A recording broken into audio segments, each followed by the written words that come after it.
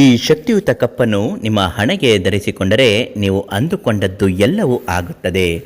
ಅಖಂಡ ಐಶ್ವರ್ಯ ದೈವಬಲ ಪ್ರಾಪ್ತಿ ಆಗುತ್ತದೆ. ಧನವಶದಿಂದ ನಿಮ್ಮ ಸಕಲ ಸಮಸ್ಯೆಗಳು ಪರಿಹಾರ ಆಗುತ್ತೆ.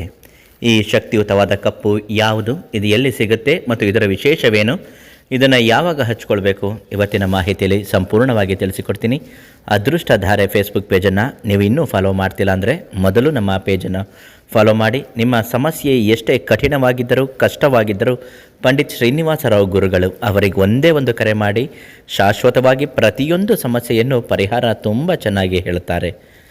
ಈ ಶಕ್ತಿಶಾಲಿ ಕಪ್ಪುಗಳನ್ನು ನಿಮ್ಮ ಹಣೆಗೆ ಧರಿಸುವುದರಿಂದ ಸಾಕ್ಷಾತ್ ದೈವ ಅನುಗ್ರಹ ಪ್ರೇರಣೆ ಅನ್ನುವುದು ಆಗುತ್ತದೆ. ಎಷ್ಟೇ ಕಠಿಣವಾದರೂ ನಿಮ್ಮ ಜೀವನದ ಕಷ್ಟಗಳು ಕರಗುತ್ತದೆ. ತಾಳೆ ಮರ ಅಂತ ಇರುತ್ತೆ, ತುಂಬಾ ಅಪರೂಪದಲ್ಲಿ ಅಪರೂಪ ಈ ಮರ. ಈ ತಾಳೆ ಮರದ ಬೇರನ್ನು ಕತ್ತರಿಸಿ ತಂದು ಅದಕ್ಕೆ ಪೂಜೆ ಮಾಡಬೇಕು. ಭಕ್ತಿ ಸಂಕಲ್ಪದಿಂದ ಪೂಜೆ ಮಾಡಿ ಅದನ್ನು ಪಚ್ಚೆ ಕರ್ಪೂರ ಮತ್ತು ಲವಂಗದೊಡನೆ ಸೇರಿಸಿ ಸ್ವಲ್ಪ ಮಟ್ಟಿಗೆ ಅದನ್ನು ಸುಡುತ್ತಾ ಬರಬೇಕು. ಇದು ಸುಡುವಾಗ ನಿಮ್ಮ ಕಷ್ಟಗಳು ಹೇಳ್ಕೊಳ್ಬೇಕು. ಹಣಕಾಸಿನ ಸಮಸ್ಯೆ ಇದೆಯಾ, ಪರಿಹಾರ ಆಗಬೇಕು ಅಂತ ಹೇಳ್ಕೊಡ್ಬೇಕು. ಯಾರು ದುಡ್ಡು ಕೊಡಬೇಕಾ, ದುಡ್ಡು ಕೊಡುವಂತೆ ಆಗಲಿ ಅಂತ ಹೇಳಬೇಕು.